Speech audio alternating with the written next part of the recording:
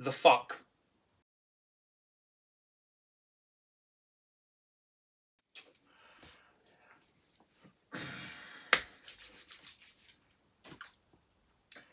You pushed the Jed button. You didn't want to do that, laddie. You didn't want to do that. So look, I'm a massive fan of Star Trek Picard Season 3. I really am, though. I can't actually sit here and say enough just how much I loved Star Trek Picard Season 3, which is a bit weird, because I absolutely despised Seasons 1 and 2. Well, that's not fair. There was a lot of heart and a lot of love and a lot of soul and a lot of this and a lot of that and a lot of nice things in Seasons 1 and 2 of Picard for people who aren't me. But Star Trek Picard Season 3 was basically like if every single thing that I could possibly have wanted from bringing back Jean-Luc Picard was put in a box, shaken about a bit, and then thrown on a table. So I'm not going to go into like reviewy stuff because I don't do reviews. I don't have the energy for reviews, I don't have the time for reviews. I don't have the mindset for a review. I'm way too scatterbrained. But you might not know this because I don't talk about anything on here, but I really like Star Trek Online. And in fact, I like Star Trek Online so much that I'm making a Star Trek fan audio series on Man at Desk Productions set in the Star Trek Online universe. Captain's log, stardate 2510-0307.15. The war with the Iconians is continuing. The Oberon was heavily damaged during our last engagement. So it's safe to say that I really love Star Trek Online, and I love everything that it's doing. And Star Trek Picard has been contradicting Star Trek Online since day dot. And that's inevitable, because canon and beta canon, which is what video games, books, etc. exist in, never get on. Ever. Like never have, never will, just ain't gonna happen, bruh. It's just like, no. But some of the stuff in Picard Season 1 retconned small things, but you could still sort of look at it and go, yeah, it's okay, it's fine, we can tweak things. Star Trek Picard Season 2 didn't really retcon anything. Surprisingly. I was surprised too. There were a couple of bits that were a bit like, really? Really? That's what you're going for? But doesn't actually significantly retcon anything. Picard Season 3 is an interesting one. So for context, Picard Season 1 killed off a minor character who was in Voyager, who appeared, you know, briefly and ish in Star Trek Online. So they replaced him. That was no problem. Star Trek Picard Season 2, I don't think, did anything that really contradicted it, apart from whatever they were doing with the Borg. And they sort of went, no, that's not the real Borg, though, because the real Borg is something different. So that was fine. That was like, you know, all that's fixed. But Picard Season 3 does a lot of stuff that really does retcon a fair bit of Star Trek Online. And there's a few smaller bits, and there's a couple of big bits. And I'm going to go into the smaller bits first, because basically, I'm going to canon-weld them. I love Picard Season 3, don't get me wrong, but since I also love Star Trek Online, I'm in this position where I'm like, this really contradicts this. I love this, but I also love this. How do I make them fit? And because I'm sad, because I'm a sad bastard, I am going to make them fit. And that's what this video is. This is not me reviewing Star Trek Picard Season 3, because no, better people than me can do that.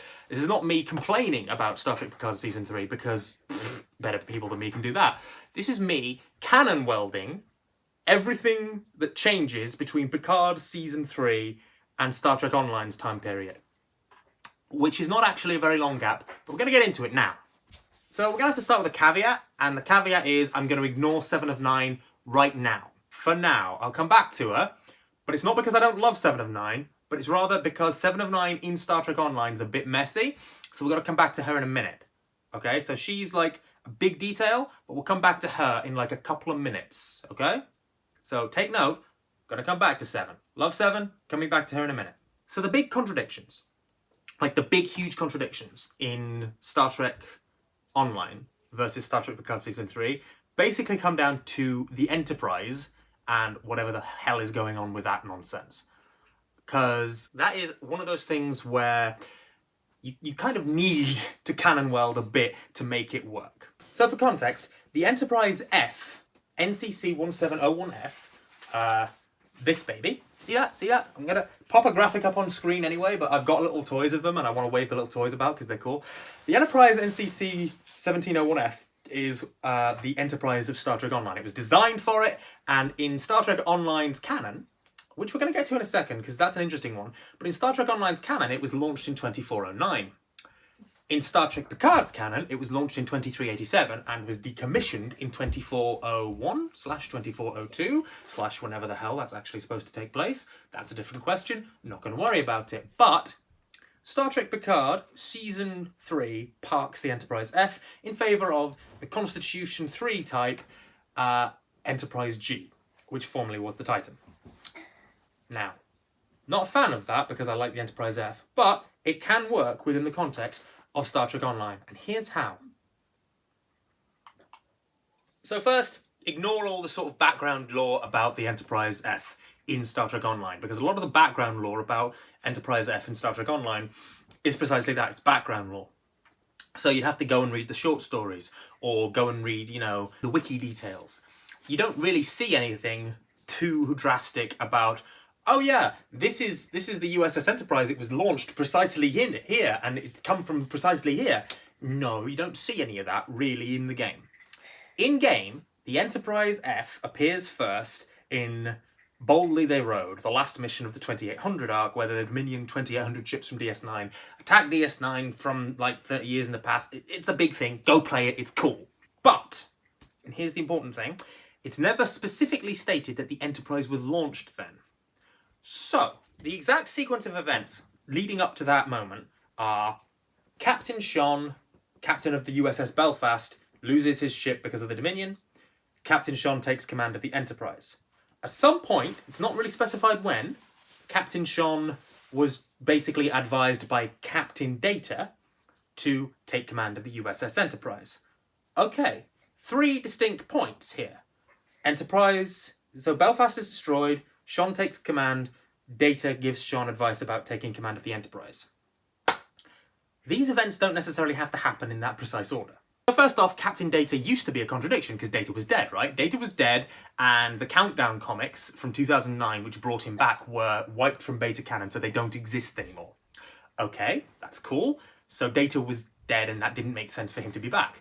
But, surprise, surprise, Data's back in Star Trek Picard Season 3. He's back, he's alive, he'll presumably live however much longer people want him to live. So Data now can be still Captain Data and can still give Sean advice to take command of the Enterprise F. But that doesn't work in the canon welding I'm doing until after the Battle of Deep Space Nine. And here's why. See, in the world of Star Trek Online, what we know about the launch of the Enterprise F originally was that the Enterprise E was destroyed a couple of years before the class of 2409 graduate for the Starfleet player. So, change that to the G.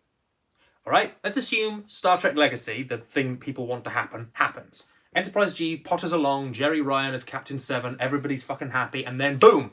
Undine attack! Enterprise G blown to shit, because of course it's been blown to shit. You know, big brouhaha, lots of stuff happening, so there is no Enterprise for a good long while. And everybody's really worried because we're right in the middle of a Klingon war, right? You know, there's all this stuff happening, and it's big and it's scary. And what Star Trek Picard Season 3 does really well is it establishes the idea of the fleet museums with basically functional starships, okay? So the Enterprise D is there and it's basically functional, all right? It's not just like a relic, it's there and it works. Into this, let us now assume that the USS Enterprise, NCC 1701F, is fixed up from the events of Season 3 of Picard and decommissioned and stuck in mothballs somewhere, let's say Aethon Prime, okay? It's at Aethon Prime, or wherever you want to put it. It's at the Fleet Museum, Enterprise F. Enterprise G has been destroyed a couple of years ago. There's this big, terrible, scary battle going on with the Dominion. They need every ship that they can get because the Starfleet's depleted from the Klingon War and Romulan incursions and Borg incursions, and everything's just gone to hell. So, they scramble to get this starship back into gear. And into the mix we have Captain Sean and the crew of the USS Belfast. A crew who crew a Defiant class ship that's like, what, 50, 60, 70 people? They grab these guys and they go, look, you, skeleton crew this ship, fly it into action at the Battle of DS9 because God knows we need every advantage we can get. That happens. DS9, USS Enterprise F is there, she flies, she fights, big moral victory, it's the Enterprise! Sir, there's another starship coming in. It's the Enterprise.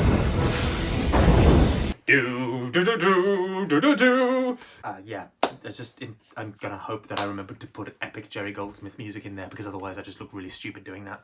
Now, after the Battle of DS9, Enterprise F is back up and running. They fixed her! And she's an Odyssey class, and the Odyssey class is still basically the frontline dreadnought ship of the day. Cool! That's amazing! So, with all the new modern advances that have happened in the, 9 years or whatever since that Enterprise was decommissioned, they think, okay, the stuff that happened, the critical systems that were compromised by the Mon Fett gambit, all that, we can fix that now, so let's bring her into dry dock and fix her up, ready for the next big mission, which turns out to be, what is it? Now, if I'm recalling correctly, the Enterprise is in the Romulan stuff, but that can take place over a period of several months, so they can fix her up easy. And then Captain Sean probably has his conversation with Data around about this time, because they said to him, look, you flew the thing, it worked, you like it, the ship clearly likes you, go for it. And he's like, not sure, because I'm a bit not certain about this. This is not my thing. And then Data comes up to him and he's like, it's totally your thing. Do it!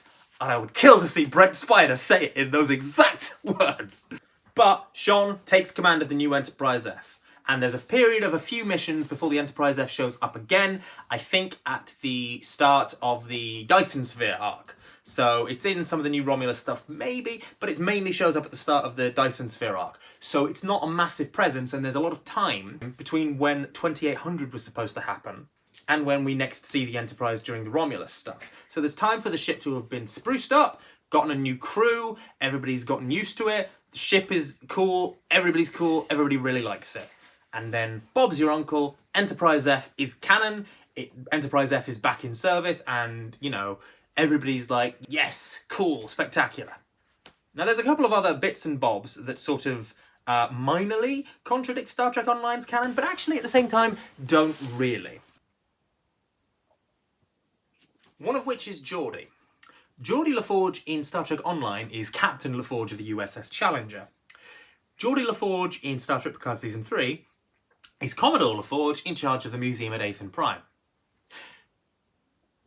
That's actually a really easy one to fix, because in the lore of Star Trek Online, Tom Paris was doing Jorel Quinn's job, then he left because, you know, retiring because he's, you know, earned a nice retirement, and then a Klingon war happens, and then an Iconian war happens, and then all this other shit happens, so obviously he's like, you know what, sod it, put me back in Starfleet Captain's Whites, I'm gonna go out there and save the day, because I'm Captain Tom Paris, and why the fuck not? So Captain Tom Paris can come back with a lower, reduced rank, so can Geordi LaForge. And the first time, canonically, that we see Geordi LaForge is right in the middle of the Klingon War. So of course he got brought back. There's a Klingon War going on. He's stressed out, his family are probably in danger, he comes back, puts on the uniform, they give him the Challenger, or you know what, maybe the Challenger is actually the Enterprise D, and he's refurbed it, and he's like, rechristen her the Challenger, I'm going out there, let me at him. And, you know, there he goes. Off he goes captaining. And similarly, there's a lot of stuff that sort of doesn't really contradict Star Trek Online past that point. So there's a lot of ships from Star Trek Online in Star Trek Picard. So all of it fits pretty well. There's no massive deal. The Borg are a thing. So Star Trek Picard, you know, once again destroys the Borg forever. At least until the next time the Borg are destroyed forever. Because as any Doctor Who fan will tell you, they're only destroyed until the next writer decides he's got a really cool idea for a story. And really, the notion that all these billions and billions of Borg and millions of cubes, etc., were all wiped out except for one big-ass Borg cube that goes to Jupiter doesn't quite make sense. So for me, it's probably more likely that this one queen and this one ship are running this particular show as a remnant. Kind of like in the old Star Trek Next Generation novel verse, where different Borg cubes, solo Borg cubes, were on their own doing stuff. And until the main Borg collective shows up. So in the novel verse, it's a novel called Resistance, and that leads into a bunch of other things before the main Borg show up from the Delta Quadrant. Whereas in Star Trek Online, you've got obviously Star Trek Picard with the various Borg appearances leading up to their return in Star Trek Online as a big major assimilatory force. So most of the canon stuff is really easy to fix. The only problem, and this is the only problem, is 7 of 9. So, fun fact, 7 of 9 first returned, played by Jerry Ryan, in Star Trek Online's Delta Rising stuff. Where, booyah, we get some of the guys from Voyager back, and we get Voyager back, and all this other stuff. Incidentally, USS Voyager being back in service works the same way that, you know, USS Defiant being back in service does. Of course, these ships have been brought back into service because these ships are really, really, really good at what they do. You need every ship you can get because there's a sodding Klingon war going on. So obviously they've been brought back out of retirement mothballs, the same way that the Enterprise D was, to fly again! And obviously Janeway decides, screw it, I'm taking Voyager back. Let me sit on the proper Voyager and be like, do it! Because it's Janeway, and of course she's going to be like, do it! With her favourite pot of coffee. I wish I had a pot of coffee, but I haven't made one yet.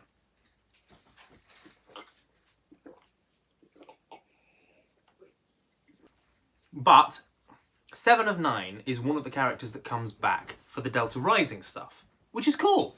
Except it's 7 of 9 as we knew her from Voyager, so it's all like catsuit and doesn't look like she's aged, because why would you? Because Jerry Ryan hasn't goddamn aged, like seriously, what are you on? But she comes back, she's all like catsuit and short hair and, you know, Borg attitude, you know, Borg dialogue and Borg cadences and stuff. Cool. Brilliant and stuff. Then Star Trek Picard Season 1 happens and you get, you know, Jerry Han Solo 7 of 9 Ryan. Okay. Wasn't what I would have picked, but it really was cool. I'm glad that she enjoyed that. But obviously, you have to deal with that contradiction. Star Trek Online hasn't yet. Star Trek Online still has Catsuit 7 in the Delta Quadrant missions. Okay, cool. Hello, Catsuit 7. Glad to see you're still there. She magically morphs back into Fenris Ranger 7 for the 10th anniversary missions, which is like, okay. Hi there, Fenris Ranger 7, with your green jumper and your leather jacket and your 2 plasma, like, phaser rifle thingies. Sure, cool, that all works out great. It doesn't work out great. It does not work out great. And do you know why it doesn't work out great? Because now you've got Star Trek Picard Season 3, which has gone from, you know, the 7 still in sort of like Fenris Ranger Han Solo-esque mode to, oh, hello, she's the captain of the fucking Enterprise. Okay. Now, we can go back to some of my earlier canon welding here to sort of explain the discrepancy a bit. Realistically, the guys behind Star Trek Online will have to, at some point, stump up the cash, just say to Jerry Ryan, could you come back and re-record some dialogue for us so it fits a whittle better, please? But realistically, what you've probably got here is a case where 7 of 9 commands the Enterprise, commands the Enterprise, commands the Enterprise, commands the Enterprise, boom!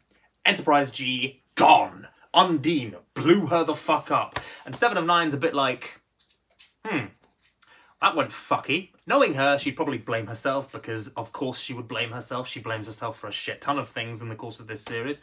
So she'd take a sabbatical from Starfleet, go off and do other things, independent researcher things, which leads her to her part in the Delta Rising missions, and in the Iconian War missions, and then maybe you actually put her back. Sorry, I think I lost track of that back. You actually put her back in Starfleet for the 10th anniversary missions, and suddenly it all fits back together. Instead of having a little thing, maybe have her flying the Delta Flyer and wearing a uniform for those missions, which, I'm sure that would not be a particularly complicated render, question mark? I'm not a video game developer, sorry guys!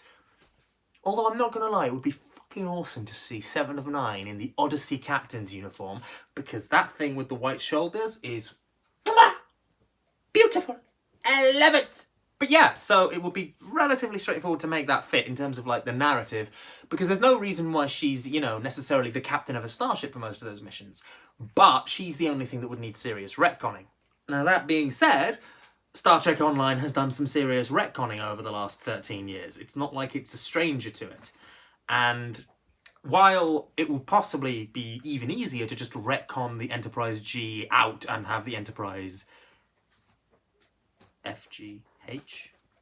Enterprise H? Oh my god, we've at the Enterprise H already. Jesus, why? While it would be entirely possible to retcon the Enterprise F out and have a whole new design in Enterprise competition, complete with the Enterprise H, no.